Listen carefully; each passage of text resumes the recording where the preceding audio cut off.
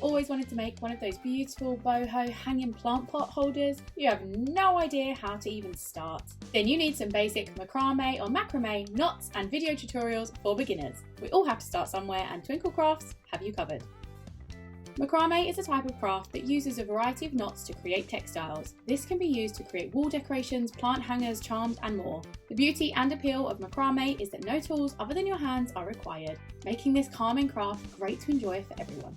Our macrame knot video tutorials give detailed demonstrations of all the key knots for you to explore. Our wonderful team have also designed a variety of printable instructions for each knot, supported by photographs, so you can enjoy these crafts with confidence. Can't decide where to start? Then explore our top 3 macrame crafts. The Friendship Bracelet. Here you'll be provided with a clear step-by-step guide on how to macrame your very own bracelets using the half square knot. Christmas Tree Craft. Get practicing early for some homemade Christmas presents by crafting your very own hanging Christmas tree decorations.